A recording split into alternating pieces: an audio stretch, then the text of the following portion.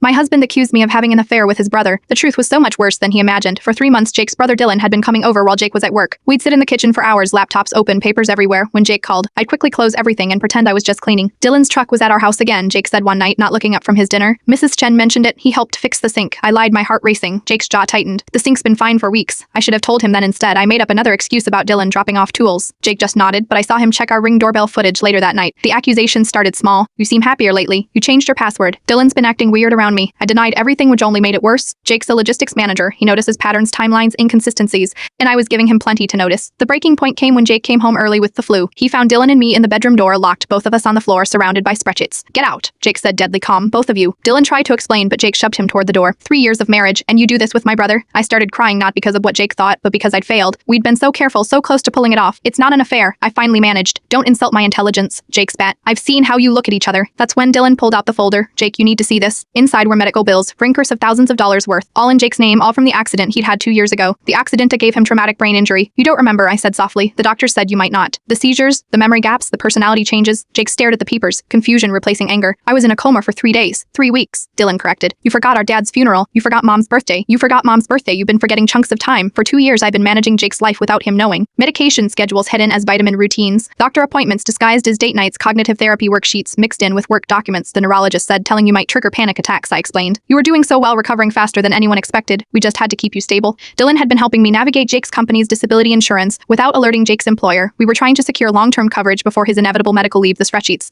Jake's voice cracked. Tracking your episodes, I admitted. When you lose time, what triggers them, how long they last. Dylan's been covering for you at family events. When you can't remember why you are there. Jake sank onto the bed. The promotion I got last month. Your boss knows, Dylan said gently. He's been modifying your duties. Asaman's been helping Jake. You are not alone. The room felt airless. Jake looked between us and I saw the exact moment his damaged brain started connecting pieces. Christmas, he whispered. I couldn't remember buying your gift, that I was losing my mind. You were, I said, taking his hand, but you are getting better. The new medication is working 6 months without a major episode. Why didn't you tell me? Because the Jake who woke up from that coma begged me not to. Said he'd rather die than live as a burden. Mad me promised to let him live normally as long as possible. Dylan pulled up a video on his phone. Jake in a hospital bed, barely recognizable, making me swear to keep his secret. I don't remember any of this, Jake said. That's the point, I replied. You wanted to forget, we just helped. That night Jake found all the hidden medical supplies, the tracking apps on his phone, the emergency contact cards I'd sewn into his jackets, the elaborate system Dylan and I had built to keep him safe while letting him feel independent. I accused you of cheating, he said, voice thick with shame. Honestly, I half laughed through tears. That would have been easier to explain.